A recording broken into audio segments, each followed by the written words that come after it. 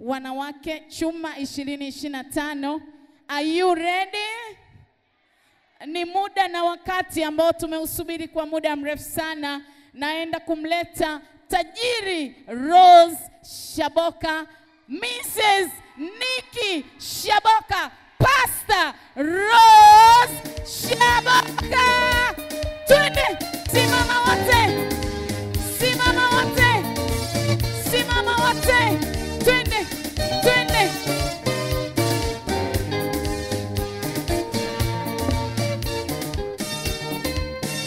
Hakuna Mungu kama wewe Yahweh. Hakuna Mungu kama wewe Yahweh. Unaweza, unaweza. Twende wote, twende wote.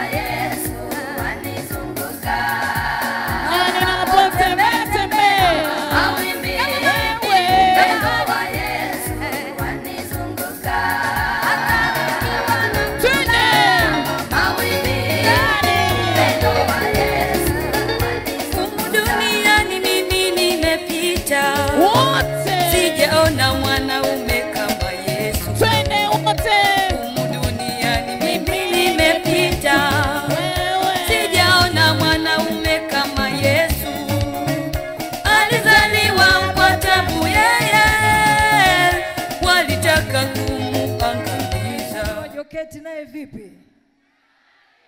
Na viongozi wetu wote wa kiserikali, oye! Jamani, habari za jioni. Bwana Yesu asifiwe. Tumsifu Yesu Kristo. Asalamu alaikum. Hebu mwangalie jirani yako alafu mwambie shh. Mwangalie tena mwingine mwambie shh. Kama bado anaongea mwambie tena wewe.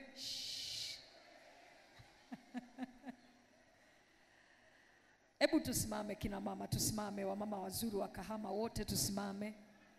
Pamoja na waheshimiwa wabunge, baba zetu, kaka zetu. Tunafurahi kuwaona, asanteni sana kwa kuja. Lakini pia tunampongeza sana sana sana mkurugenzi wa Gold FM, dada Neema Mgeni, kwa kazi kubwa sana aliyofanya. Jamani, hii kazi si ni kubwa sana hii. Kama hatusikii wivu, hebu tumpigie makofi na vigeregele Neema kwa kazi kubwa kabisa aliyofanya. Amefanya kazi kubwa sana na tunaifurahia na tunakupongeza sana. Lakini pia dada yangu mheshimiwa mkuu wa wilaya ambaye umetoka kuzungumza kabla yangu, pamoja na mheshimiwa RPC na viongozi wote, waheshimiwa wabunge, kaka zangu pale nyuma, Mungu awabariki sana. Asanteni sana kwa kunikaribisha Kahama. Mama Adija Kopa pamoja na mchungaji mwenzangu, Mungu awabariki sana. Basi niombe kabla hatujafanya chochote, wote tusimame kwa kumheshimu Mungu. Wote kabisa tusimame. Mimi kama mchungaji huwa sianzi chochote bila maombi. Tuko pamoja? Basi niombe kila mama ambaye anaweza kusimama asimame. Alafu wote tutulie. Kila mama na kila baba ambaye anaweza kusimama asimame na wote tutulie. Na nitaenda kuomba maombi haya, nitaomba wote tuombe pamoja. Sawa sawa?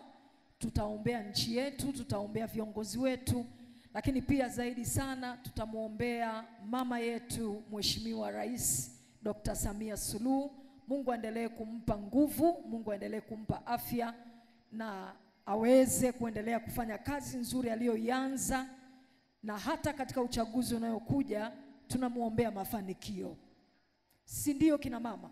Sisi kama kina mama tunafurahia kuona mwanamke mwenzetu anaenda, sio? Kwa hiyo ni jukumu letu kumuombea Mungu aendelee kumfanikisha. Hebu tufunike macho. Kama unaweza inua mikono yako juu kwa Mungu, ishara ya kusarenda. Wakina mama wote tuinue mikono juu, watu kwenye ukumbi huu tuinue mikono yetu juu tukiwa tumefunika macho. Naomba kwa pamoja tuseme: Baba yetu wa mbinguni, tunakushukuru kwa ajili ya siku ya leo. Tunakushukuru kwa ajili ya taifa letu la Tanzania. Tunakushukuru kwa ajili ya viongozi wetu.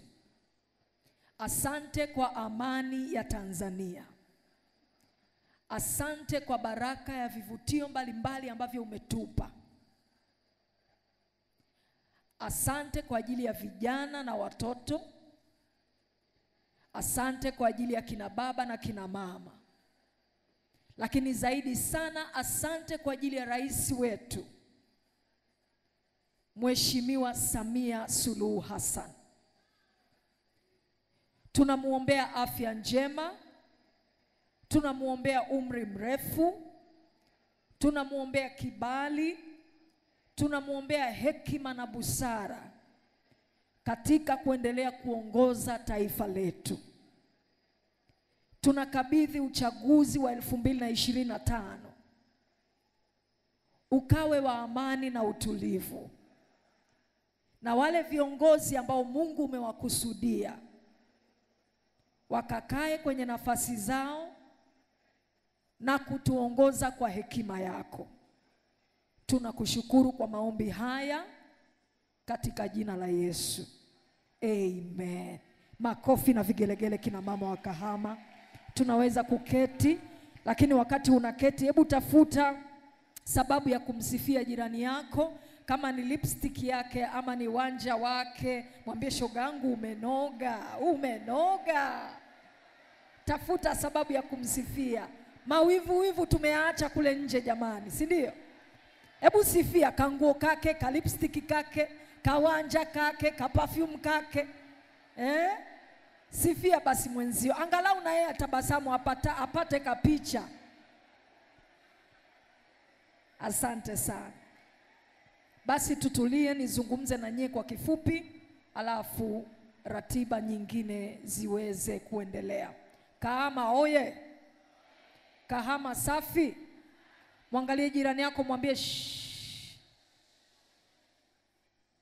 Mwambie tena shh. Asante sana. Nashukuru sana kwa mwaliko huu mkubwa na kwa heshima kubwa ambayo nimepewa, na nashukuru sana wakati dada yangu Mheshimiwa Mboni alipokuwa hapa anasema natamani kumsikiliza Pastor Rose, nikamtumia mume wangu message nikamwambia ndugu yangu, yani natajwa mpaka naanza kuona kama miguu inatikisika hivi. Asanteni sana kwa upendo.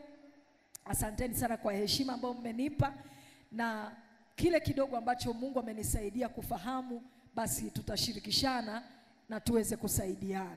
Nafurahi kumwona Mheshimiwa Jokate, ni rafiki yangu wa miaka mingi.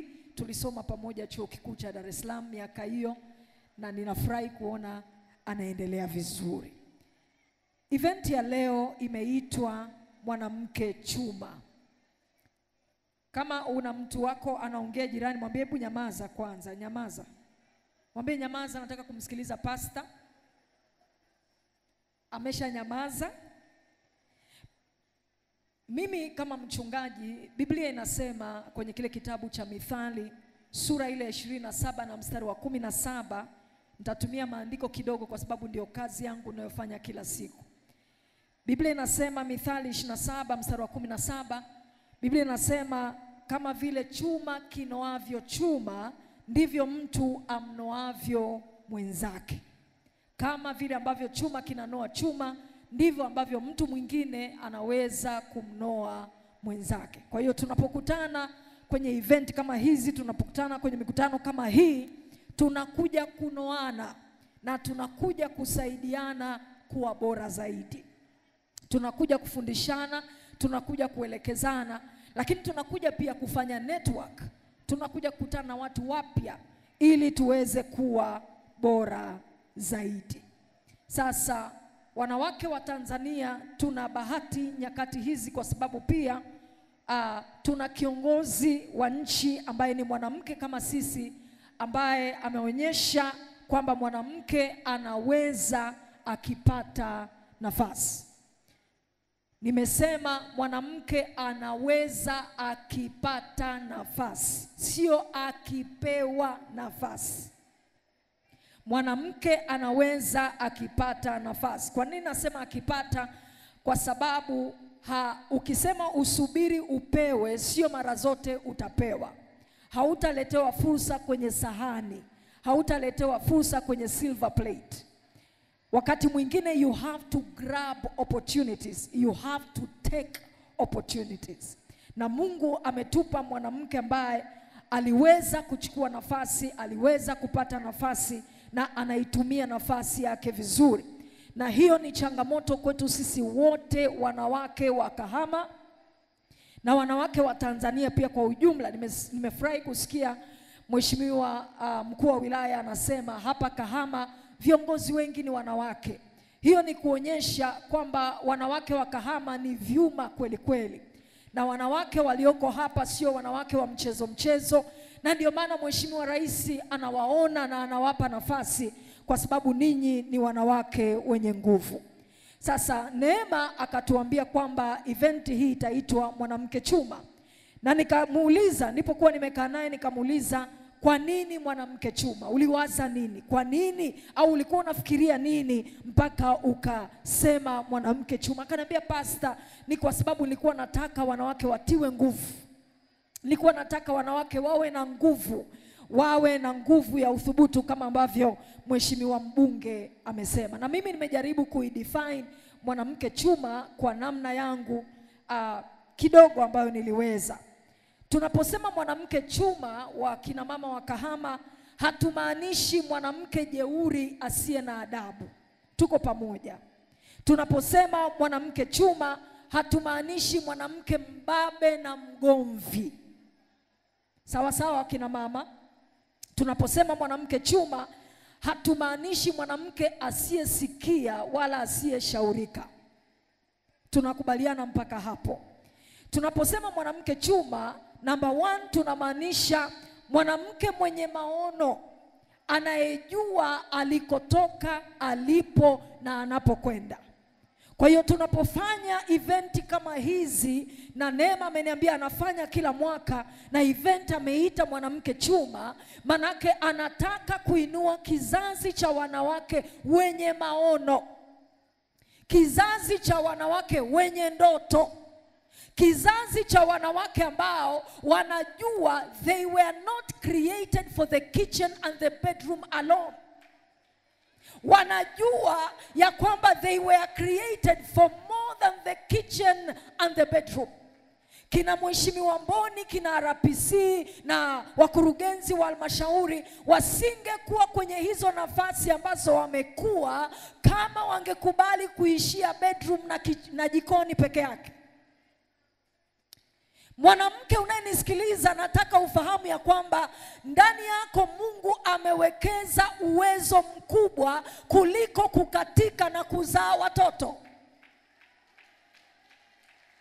Ndani yako kuna uwezo mkubwa kuliko tu kusugua sufuria na kuosha vyombo na kuvaa shanga na kumkatikia huyo bwana. Sio vibaya kufanya hivyo. Ni vizuri shogangu. Kujua kukatika ni vizuri, we katika kama Zuchu vile.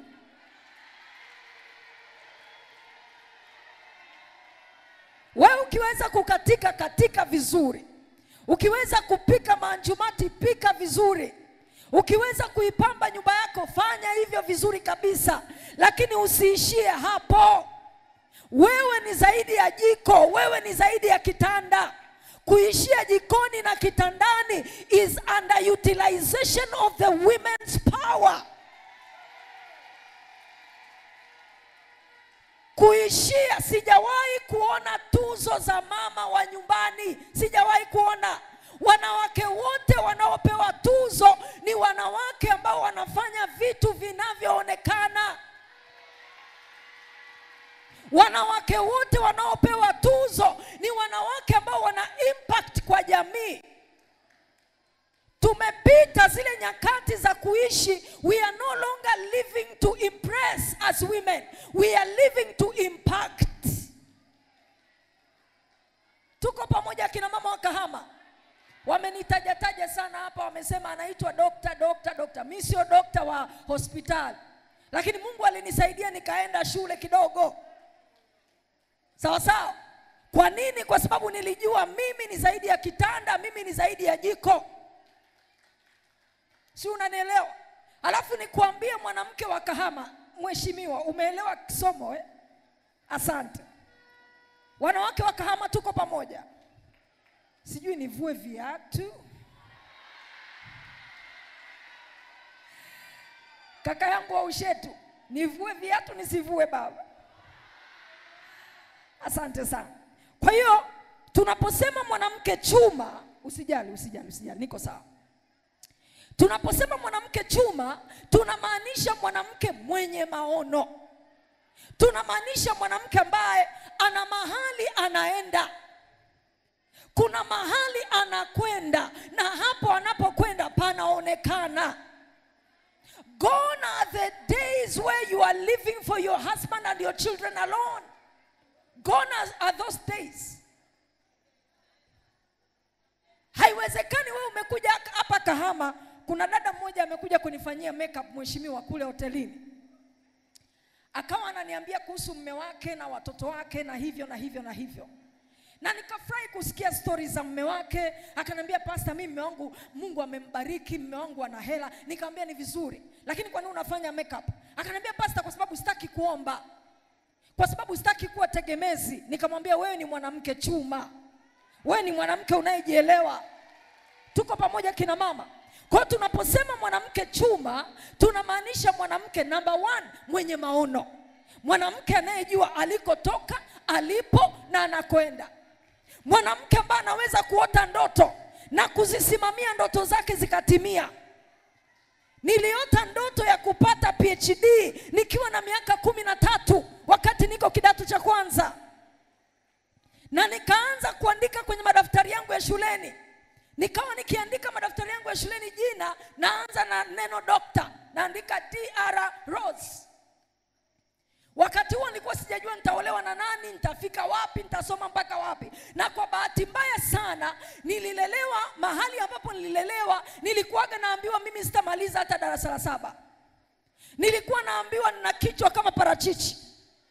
Nilikuwa naambiwa nina miguu kama ya fito. Lakini yule aliyekuwa anaambiwa ana kichwa kama parachichi, aliyekuwa anaambiwa na miguu kama ya fito, aliyekuwa anaambiwa hatafika popote wala hatakuwa lolote, leo ana degree 4.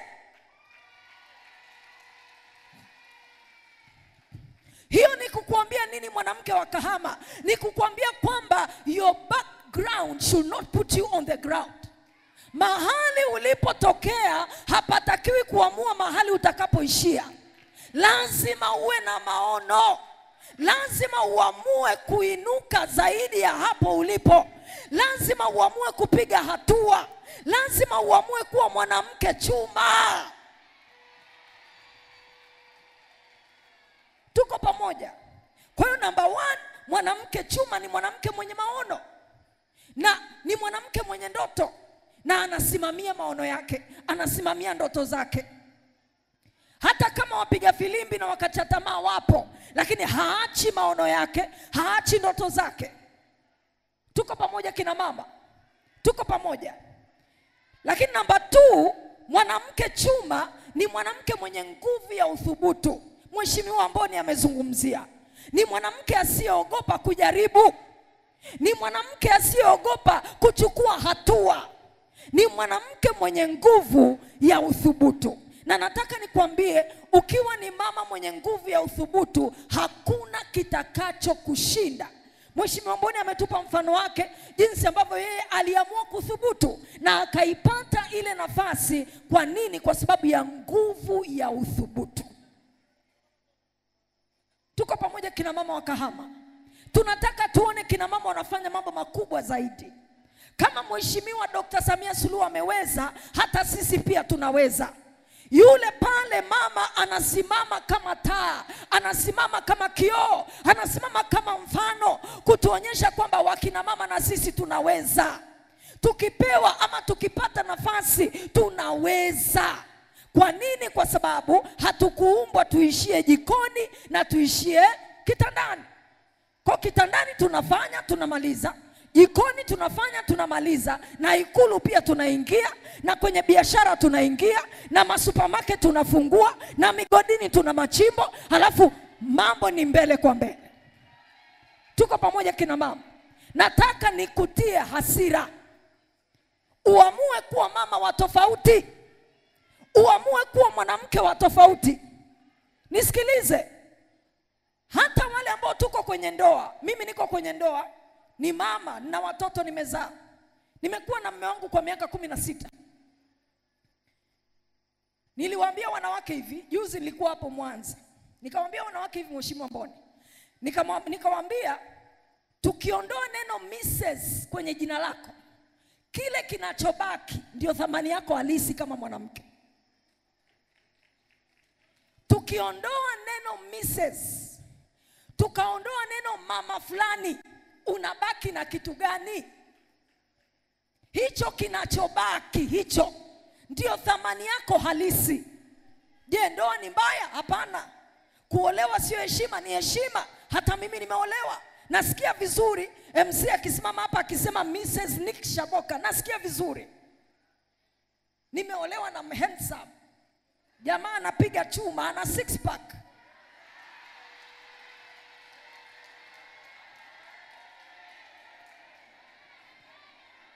Nitaongea baadaye na wasichana ambao hawajaingia kwenye ndoa. 6 pack ni nzuri. Ukikumbatiwa shogangu unasikia joto. Lakini 6 pack bila 6 figures in his bank account haitoshi. Tuko pamoja? Kwa hiyo niliwaambia wanawake wa Mwanza, nikawaambia tukiondoa neno Mrs. na tukiondoa neno mama fulani kwenye jina lako, kile kinachobaki ndio thamani yako halisi. Sasa hebu muulize jirani yako, wewe shogangu unabakiwa na nini tukiondoa Mrs.? Unabakiwa na nini wewe? Kuna mwingine anabakiwa na kope na kucha tu. Biashara hana, kiwanja hana, maono hana, anabaki na kope, anabaki na kucha.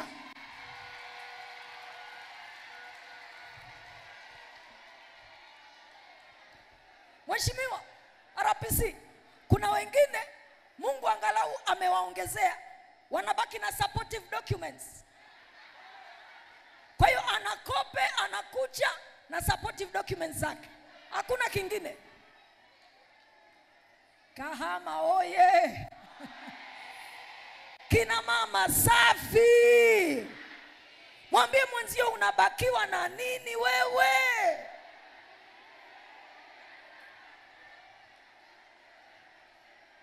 Alafu anajibuje? Kuna wengine hapo unasikia kama kina Neema, tukiondoa Mrs., tukiondoa Mama Salome, anabaki na ukurugenzi wa Gold FM. Anabaki na mbeba maono wa mwanamke chuma. Si unanielewa eh? Mwambie jirani yako lazima uwe na vitu vya maana, lazima uwe na vitu vya maana. Hiyo ndio maana ya kuitwa mwanamke chuma. Tuko pamoja? Kwa number 1 tumesema mwanamke chuma ni mwanamke mwenye maono. Number 2, mwanamke chuma ni mwanamke mwenye nguvu ya uthubutu. Number 3, mwambie jirani yako shh. Number 3, mwanamke chuma. Asante sana. Asante. Tumpigie makofi. Supportive documents zipo shogangu, zipo. Nimeziona. Mwanamke chuma namba 3. Mwanamke chuma ni mwanamke ngangari mwenye nguvu za ndani za kuhimili mikiki na makasheshe ya maisha. Huyo ndio mwanamke tunamuita mwanamke chuma. We jamaa hajarudi nyumbani, kesho unashindwa kwenda kazini, we sio chuma wewe. Amegoma kulipa school fees ya watoto wako, eti na wewe unasusa. Hulipi ada. Watoto wa nani? Wa kwako au wa jirani? Mwambie jirani yako, acha ujinga wewe, acha ujinga. Acha ujinga bana. Tuko pamoja? Mwanamke chuma ni mwanamke ambaye ana nguvu za ndani za kuweza kuhimili mikiki na makasheshe ya maisha, na bado akaendelea. Kama ni kazi anasukuma kama kawaida, kama ni biashara anasukuma kama kawaida, kama ni familia, watoto wanasoma, nyumba zinajengwa, viwanja vinanunuliwa, miradi inaanzishwa, na mwanaume hajielewi. Lakini ni mwanamke chuma huyu, ana nguvu za ndani, hastopishwi na chochote, hazuiliki na chochote. Tuko pamoja? Sisi tunaosoma Bible, Biblia inasema yule mwanamke wa Mithali 31. Sasa ngoja niwaambie, hizi hela hizi mtanipa baadaye nikimaliza. Tuko pamoja? Mkurugenzi Neema, itabidi tutoe sadaka, maana sasa wananiletea sana hizi. Tutatoa sadaka baadaye. Pastor, asante. Naomba tu kina mama mtakuwa mnaweka hapa, kuna sahani hapa, msipande huku kwenye stage. Naomba mtaweka hapa. Wakina mama wakama oye. Maisha yana mambo mengi. Maisha yana makasheshe mengi. Maisha yana mikiki. Sasa tutaujua uwezo wako wakati wa changamoto. Tutaijua nguvu yako wakati wa changamoto. Mwanamke chuma ni mwanamke ambaye anaweza kuhimili mikiki na makasheshe ya maisha. Mambo yanaweza kuwa yanatokea magumu nyumbani. Watoto wanaweza kuwa wanakuchanganya, mume anakuchanganya. Amekamatwa na idaya mtaa wa pili kule. Amegoma kurudi nyumbani, amegoma kulipa ada za watoto. Lakini haufi kwa depression, haufi kwa pressure. Unaendelea kusukuma familia kama kawaida. Unaendelea kufanya kazi kama kawaida. Mwanamke chuma ni kama yule mwanamke aliyekuwa anatokwa damu kwenye Biblia. Wale tunaosoma Bible tumesikia story za mama mmoja ambaye alikuwa anatokwa damu kwa miaka 12. Zinatoka tu hazikati. Huyu mama alikuwa anatokwa damu, lakini bado alikuwa anaweza kutembea, kutafuta msaada na kutafuta namna ya kupona. Mwanamke chuma ni mwanamke ambaye she can be bleeding inside, but she's still doing what she's supposed to do. Anaweza kuwa na vidonda, ana maumivu. She's like a wounded healer. Ni mponyaji mwenye vidonda. Yeye anasaidia wengine, lakini yeye vya kwake pia vipo. The fact kwamba yeye anapita kwenye maumivu, anapita kwenye shida, haijamfanya yeye aache kusaidia wengine. Haijamfanya yeye aache kufanya kilicho sahihi. Mimi niko kwenye ndoa kama wewe. Aliyenioa mimi mwanadamu, sio malaika. Tuko pamoja? Wewe unafikiri changamoto za ndoa mimi sizijui? Unafikiri hamna siku nimesikia kuchanganyikiwa? Tuko pamoja wakina mama. Lakini siku moja nikamwambia mume wangu hivi. Nikamwambia hautanikalisha chini. Wewe fanya unachofanya. Nenda unakoenda. Kile cha kwangu unachotakiwa kufanya, nitakifanya. Wewe hutakuwa sababu ya mimi kutokuendelea. Hutakuwa sababu ya mimi kutokufanya ninachotakiwa kufanya eti kwa sababu sijui umefanya kitu gani. Ni maisha yako. Wewe unababaika. Mtu kaamua kutumia kifaa chake kusaidia wahitaji kule nje.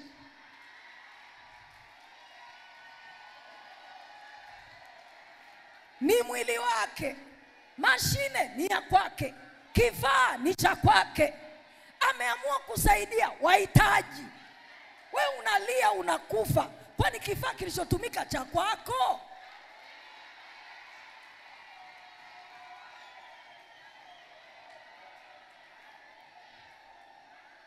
unashindwa kufanya kazi, unashindwa kula, unashindwa kulala, unashindwa kwenda kwenye biashara zako kwa sababu ya matumizi ya kifaa cha mtu mwingine. Kahama oye! Mwambie mwenzio, hebu kuwa chuma wewe, kuwa chuma.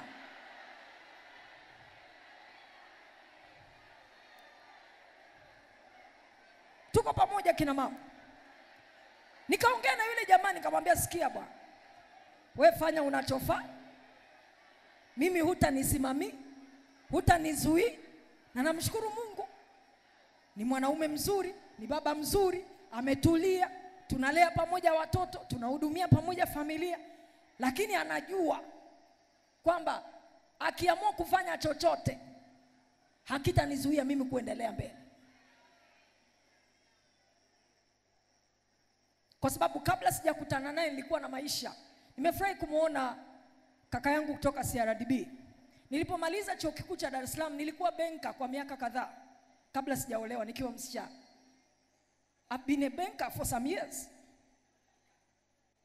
Kwa hiyo I had a life before I met him. And I will have a life even after him. Lakini pia kila mwanamke uliyeko hapa nataka ujue kwamba Mungu alipokuleta duniani alikuleta kwa kazi maalum, alikuleta kwa assignment maalum. Haujazaliwa wewe kwa bahati mbaya. Hauko hai mpaka sasa hivi kwa bahati mbaya. Watu wanaenda leba, wanafia leba, watu wanafia theater.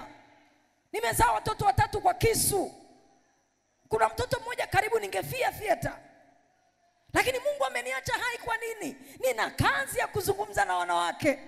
Nina kazi ya kukutana na wanawake wa Kahama.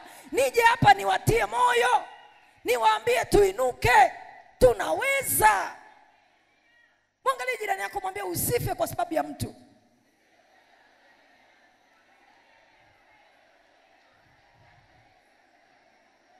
Kazi Mungu aliyokuleta kuifanya ni kubwa kuliko watu unaokutana nao kwenye maisha yako.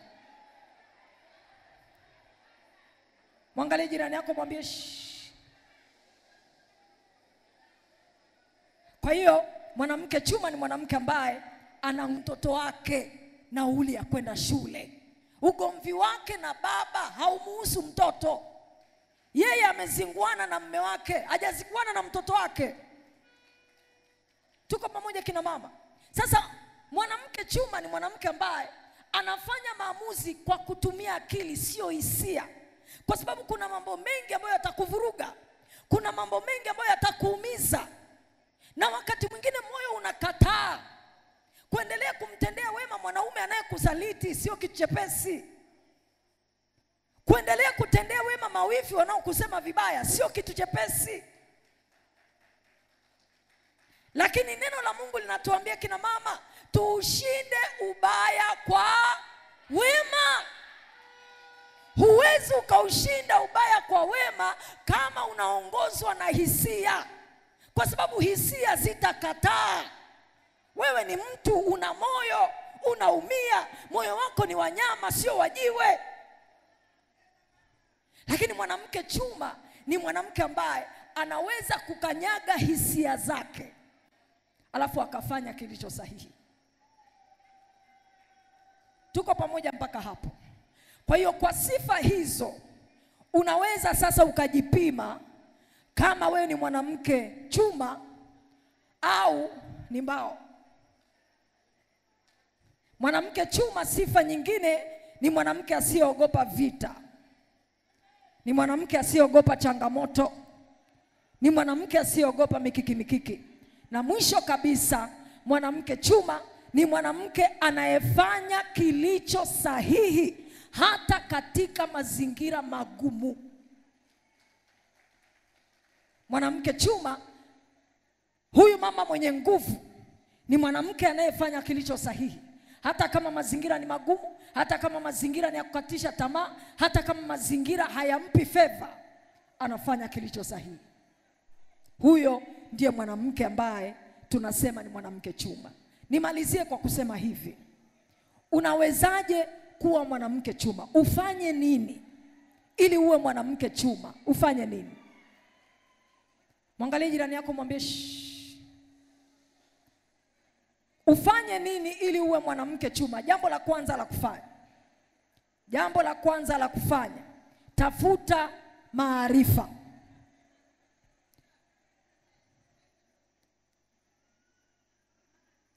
Ufanye nini ili uweze kuwa mwanamke chuma, ili uweze kuwa mwanamke wa nguvu? Ufanye nini? Jambo la kwanza nimesema tafuta maarifa. Mheshimiwa mkuu wa wilaya alizungumza kwa habari ya kutafuta maarifa, kwa habari ya kuwa mama unayetafuta maarifa. Wakina mama wenzangu, tutakubaliana kwamba hatujui kila kitu. Lazima uwe mwepesi wa kujifunza, na kuuliza sio ujinga. Alafu kujifunza hakuishi. Ili uweze kuwa mama mwenye nguvu, lazima uwe na information, lazima uwe na maarifa, lazima uwe na knowledge.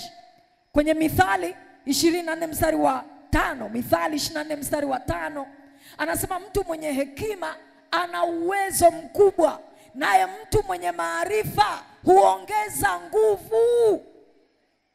Mtu mwenye maarifa anaongeza nguvu. Mtu mwenye maarifa anakuwa strong. Mtu mwenye maarifa anakuwa mighty.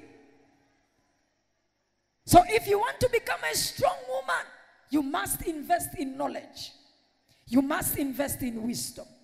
Lazima uwe ni mama unayependa kujifunza. Jambo la pili, ufanye nini ili uwe mwanamke chuma, mwanamke wa nguvu, mwanamke mwenye maono, mwanamke mwenye uthubutu? Ufanye nini? Jambo la pili, jifunze kuhusu pesa. Jifunze kuhusu pesa. Unajifunza nini kuhusu pesa? Mambo matatu. Jifunze kuitafuta, how to make it. Jifunze kuitunza, how to maintain it. Na jifunze kuiongeza, how to grow your money and your income. Huwezi kuwa mwanamke mwenye nguvu, huwezi kuwa mwanamke chuma kama huna hela. Haiwezekani.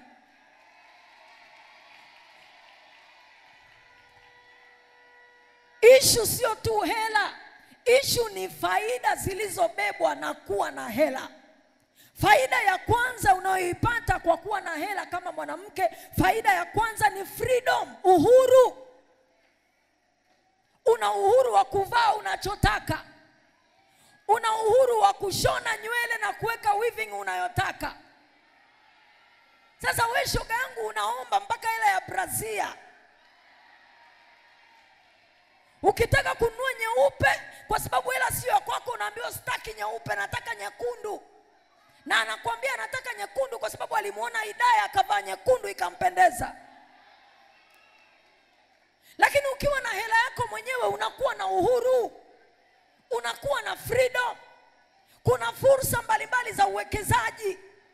Huwezi ukapangia matumizi pesa iliyoko kwenye mfuko wa mtu mwingine. Unaweza kupangia matumizi pesa ya kwako mwenyewe. Kwa hiyo pesa ukiwa nayo inakupa uhuru.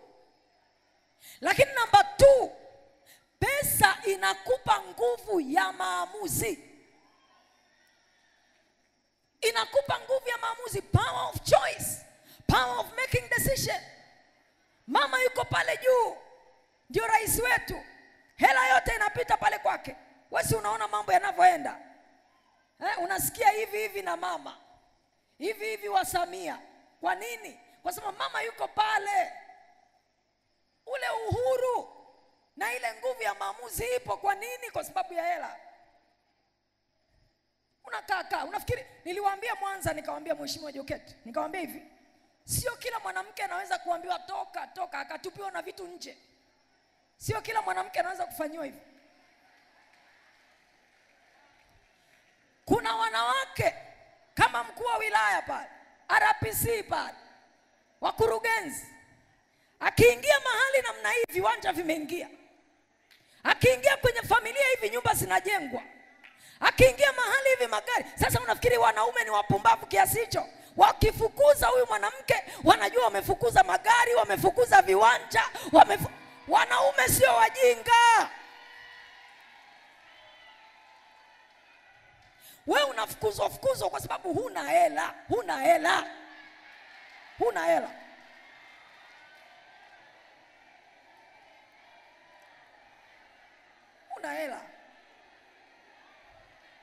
Mwambie jirani yako, tafuta hela shogangu, tafuta hela.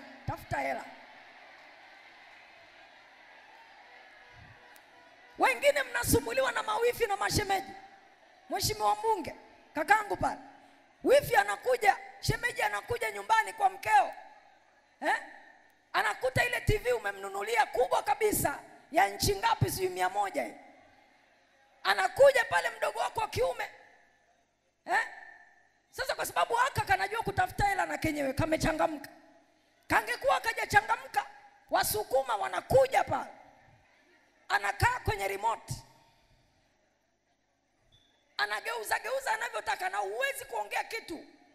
Ukiongea na kuambia vya kakaangu kwa sababu wanakujua huna kitu. Ukiwa na hela hutanyanyasika. Ukiwa na hela, wewe wakati mwingine wanawake mnasema mume wangu anishirikishi. Atakushirikisha una nini? Una mchango gani? Wewe unataka kushirikishwa. Akili huna. Hata kuchangia mawazo huwezi.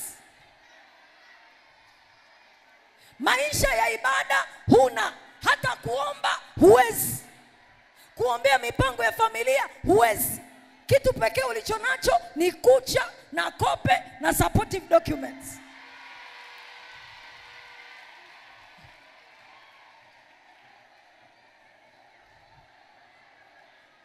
Muulize jirani yako, mwambie miguu yako italipa ada za watoto. Mwambie hapa patajenga.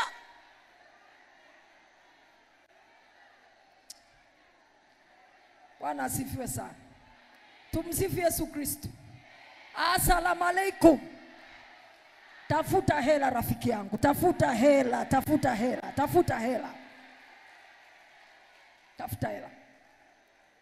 Wakina mama ambao tuko kwenye ndoa, wakati mwingine michepuko hii inatushinda akili. Kwa sababu wanajua kutumia fursa.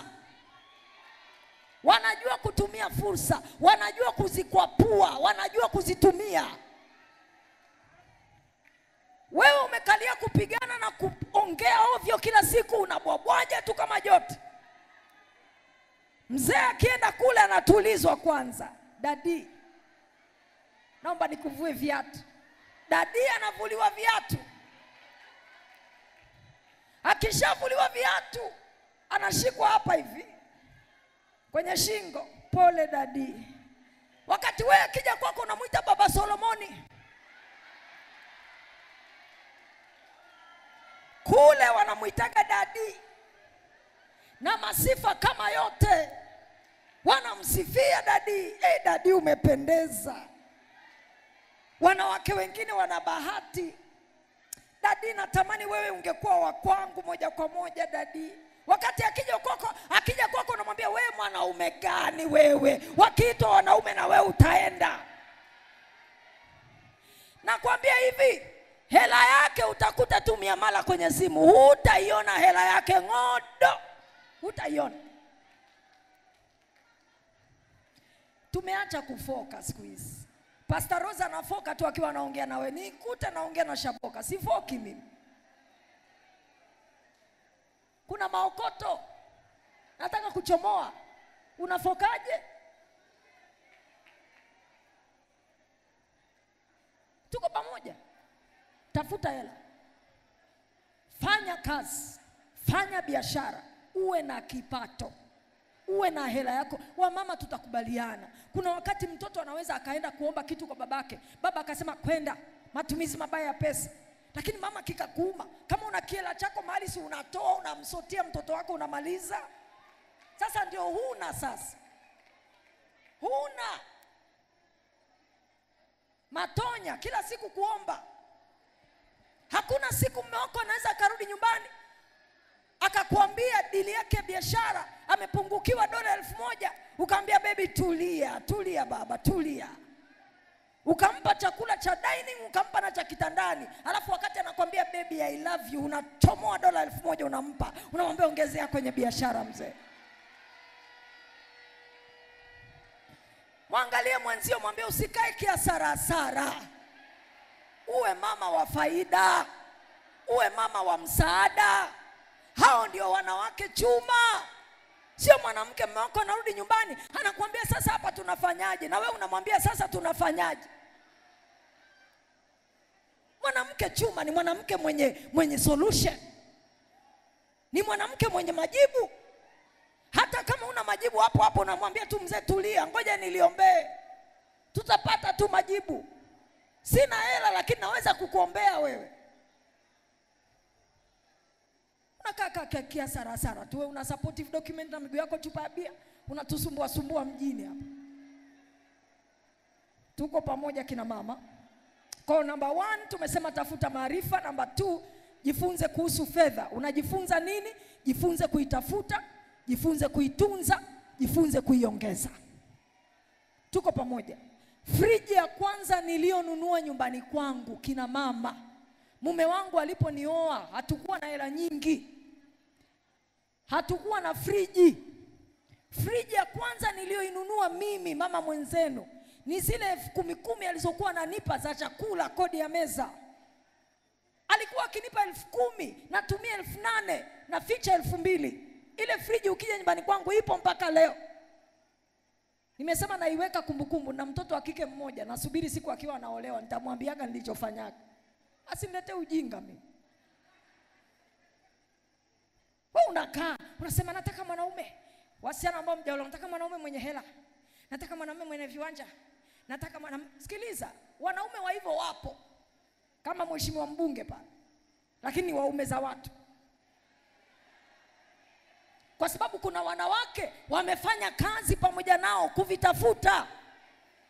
Sasa wewe unataka kuja kuvuna mahali ambapo hujapanda. Tutakuchapa wewe, tutakupiga sisi.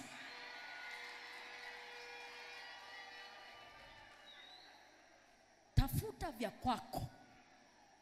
Fanya kazi. Nafasi zipo, fursa zipo. Pambana. Uwe mwanamke chuma, mwanamke mwenye msaada, mwanamke anayejiweza. Namba 3, unakuwaje mwanamke chuma? Usikubali kukata tamaa. Amezungumza sana mheshimiwa Mboni. Mwanamke chuma ni mwanamke asiyekata tamaa. Vya kukatisha tamaa vitakuwepo. Vya kukukwaza vitakuwepo. Lakini usikate tamaa. Mapito yapo kutoa kilicho bora ndani yako. Mapito yanakuja kukufanya uwe bora zaidi. Usikate tamaa mama. Usikate tamaa dada mwenzangu. Focus zaidi kule unakoelekea kuliko kuangalia changamoto za muda mfupi zilizokuzunguka. Na unapopita kwenye changamoto usifanye permanent decision because of temporary challenges. Usifanye permanent decision kwa sababu ya changamoto tu zinazopita, ili usije ukaharibikiwa. Mithali 27:21 anasema ubora wa fedha au dhahabu hupimwa kwenye moto. Changamoto unazopitia ni moto, ndizo zinazokufanya uwe bora zaidi. Ndizo zinazokufanya uwe ngangari na uwe na nguvu zaidi. Namba 4, ufanye nini ili uwe mwanamke chuma? Namba 4, tumia muda wako vizuri. Mheshimiwa amezungumza. Nyakati wakina mama, zile nyakati za kufanya umachinga wa matiti na makalio zimepitwa na wakati.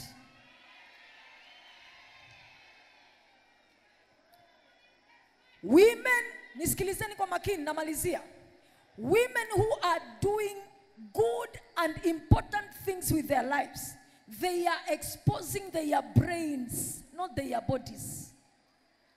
Wanawake wanaofanya vitu vikubwa kwenye hii dunia ni wanawake ambao they have decided to expose their brains, not their bodies. Hiyo biashara ya kutuonyesha makalio, unatuonyesha hivi, unatuonyesha hivi, mtandaoni we ni hivi tu, ni hivi. Hivi, usiku na mchana, hivi.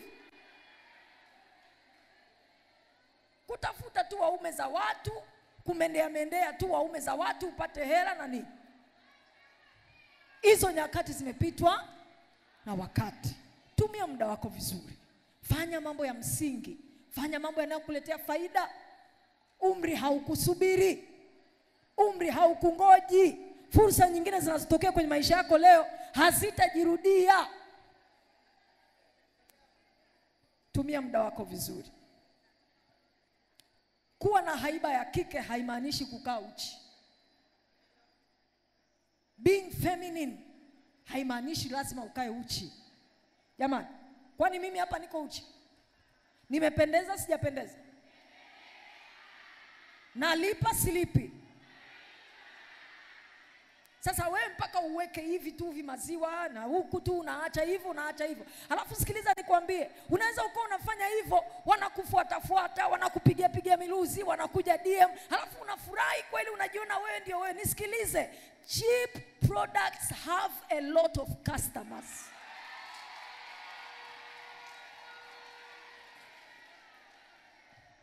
Kwa hiyo wanavyokufuata wewe, wanakusumbua, usijione ndo umeweza.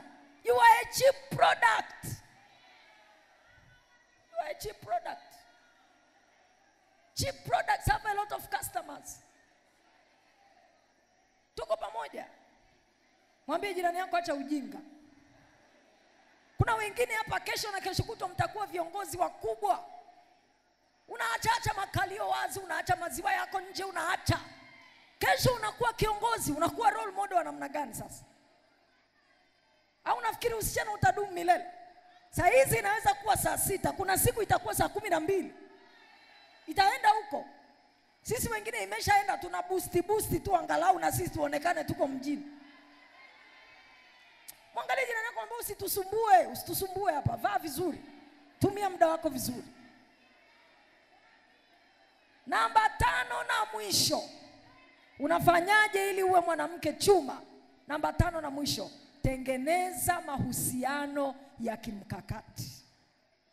Build strategic relationships. Sio lazima uwe rafiki wa kila mtu. Wewe unakuwa na marafiki, una watu 400 kwenye simu. Ukiishiwa luku, huna mtu wa kumwambia nitumie 10,000 ya luku. Huna. Una marafiki wasiokuwa na faida. Marafiki wa kuvaa vijora. Ukiishiwa luku, huna mtu wa kumwambia mwanangu nirudishie 10,000. Huna. Wakazi gani? Si ukadelete hayo manamba basi. Tengeneza mahusiano ya kimkakati. Tengeneza mahusiano ya faida. Tengeneza mahusiano ya kimkakati. Sio lazima uwe rafiki wa kila mtu, lakini angalau hakikisha una watu wa maana kwenye maisha yako. Watu wenye faida, watu ambao kuna mahali wanaenda, watu wenye ndoto, watu wanaojielewa. People who are going somewhere with their lives. Nimalizie kwa kuzungumza na wale ambao bado hamjaingia kwenye ndoa. Singles mpo? Singles oye! Wale ambao bado hamjaingia kwenye ndoa mpo? Inua mkono niwaone. Inua juu kabisa, juu kabisa, juu kabisa. Aya, mwambie jirani yako shh. Wale ambao bado hamjaingia kwenye ndoa, usitumie hisia kuchagua mtu wa kuingia naye kwenye ndoa. Tumia akili. Don't use your emotions. Use your mind. Use your brain. 6-pack hazitalipa ada. Anaweza kuwa na 6-pack za mbavu, lakini hawezi kutengeneza 60,000 ya kwake mwenyewe. Utajikuta unakuja kubeba mzigo wa kuhudumia familia mwenyewe. Angalia vitu vya msingi. 6-pack huwa zinaishaga. Mimi nimeolewa, mume wangu alikuwa na 6-pack. Siku hizi zinaisha. Ameanza kuwa na kitambi. Ule muda wa kufanya mazoezi hakuna tena. Zinaisha. Sasa kama kilichonifanya nikaingia kwenye ndoa ni 6-pack, hiyo ndoa inaendeleaje? Kwa hiyo angalia vitu vya msingi. Jambo la pili, singles. Usiolewe na potential. Olewa na reality. Utaniambia pastor unasema kitu gani? Potential ni vile ambavyo unatamani awe. Tuko pamoja?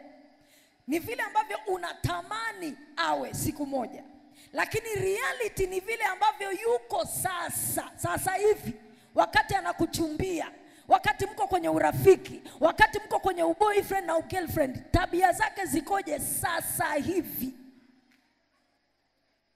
Jiulize, ikitokea hizi tabia zisipobadilika, nitaweza kuishi naye? Kama jibu ni ndio, olewa mama. Kama jibu ni hapana, usiolewe. Wanawake wengi wanaolia leo kwenye ndoa waliolewa na potential. Alikuwa na matabia yake, mshenzi, anachukua vidada, unakuta vimessage, unafumania. That was reality. Lakini love huwa ina tabia ya kublind. Unaacha kuangalia mambo ya msingi, unaendekeza hisia. Most women who are crying today, they are women who got married to potential, not reality. Alafu unaingia kwenye ndoa, unagundua ndoa haibadilishagi mtu. Pete haibadilishagi mtu. Yule aliyekuwa kabla hajakuoa atakuwa huyo baada ya kukuoa. Kwa hiyo kabla hujafanya maamuzi ya kuingia kwenye ndoa, jiulize, hizi tabia alizonazo sasa hivi, anazonionyesha sasa hivi, what if zisipobadilika? Nitaweza kuishi naye? Kama jibu ni ndio, olewa.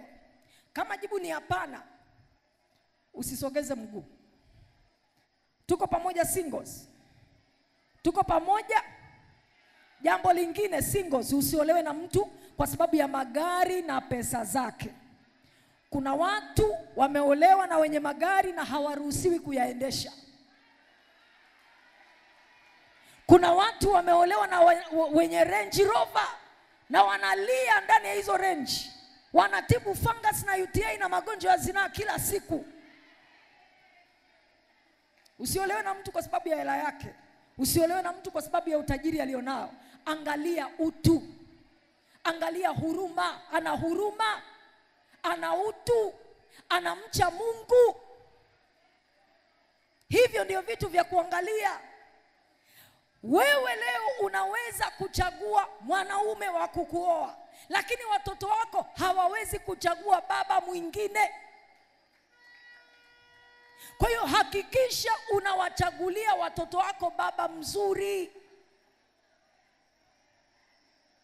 Usiwe selfish ukajifikiria mwenyewe unapofanya uchaguzi. Fikiria watoto wako.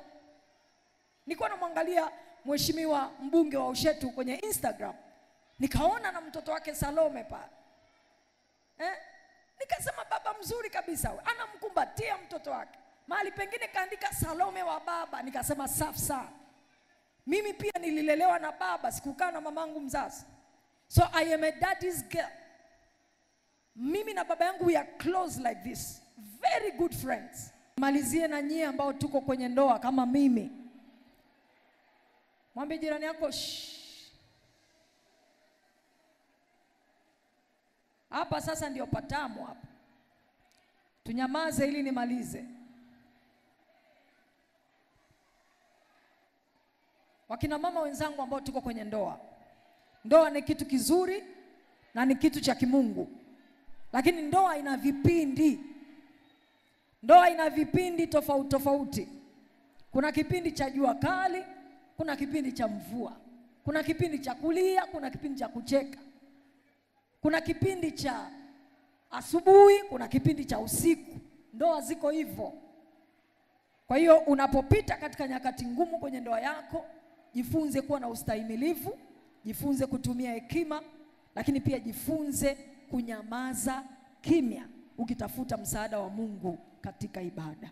Hakuna ndoa isiyokuwa na changamoto, kwa sababu hatujaolewa na malaika wala hatujaoa malaika. Kila mwanadamu ana mapungufu yake. Kila mtu ana mema na mabaya yake. Ili uweze kudumu kwenye ndoa yako, jifunze kuangalia yale mema zaidi kuliko kuangalia mabaya. Mama, moyo wako uwe kama barafu.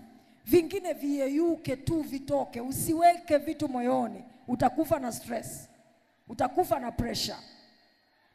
Kwa hiyo jifunze kuangalia mema zaidi kuliko kufocus kwenye mabaya. Kama hakuna tishio la uhai, tulia nyumbani kwako, lea watoto wako, hudumia mume wako. Kuachana sio suluhisho. Utaachana na wangapi? Kila utakayekutana naye ana changamoto yake. Tuko pamoja. Kama Mungu amekupa baraka ya ndoa mama, itunze. Mtunze mume wako. Mhudumie mume wako. Nimesemaje? Muhudumie mume wako. Ninaposema muhudumie, manake mpe huduma inayostahili. Chakula kizuri, mazingira ya usafi, tendo la ndoa apate kwa kiwango cha juu na apate ashibe.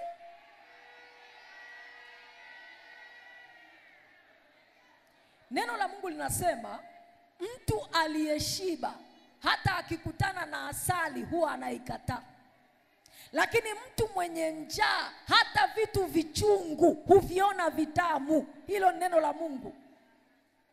Unashangaa baba anaenda mtaani huko kwenye kachumba, anaenda anaoga, mheshimiwa, anaoga na kandoo na kakopo anajimwagia hivi. Ameacha shawa nyumbani kwake. Kwa nini?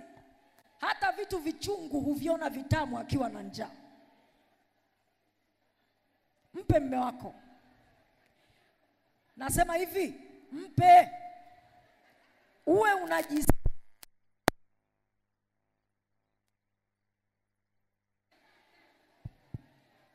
Tuko pamoja kina mama? Tukishaingia kwenye ndoa, hatufanyi mapenzi kwa sababu tunajisikia. Kwenye ndoa kuna mapenzi ya aina mbili. Kuna kitu kinaitwa sex on duty. Unafanya kwa sababu it is your duty to do it, whether you feel like or you don't feel like. Alafu kuna kitu kinaitwa sex on desire, when you want it. Sasa wanawake, our sexual libido is low. Sisi hatuna high sexual desire kama wanaume. Ya kisima chako mwenyewe. Manake hiyo kitu ni muhimu kwao kama maji yalivyo muhimu kwenye mwili wa mwanadamu. Sasa unamnyima mwenzio maji, akanywe wapi? Kwa Hidaya. Mimi nimemaliza jamani. Asanteni kwa kunialika. Haya, njoni tutoe sadaka. Njoo tutoe sadaka. Makofi mengi sana kwa Pastor Rose Shaboka. Makofi mengi kina mama DJ, wasogeza kina mama. Twende sawa.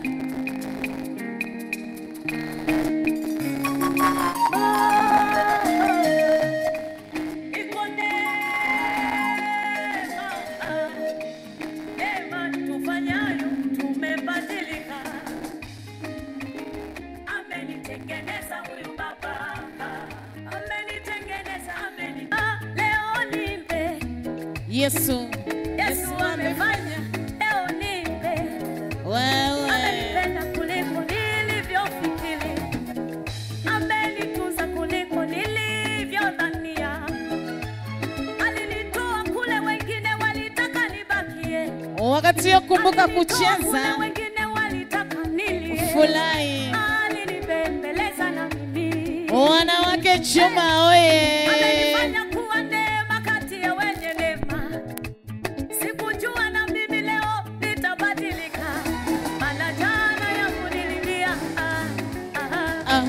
Maana jana yangu niliteseka.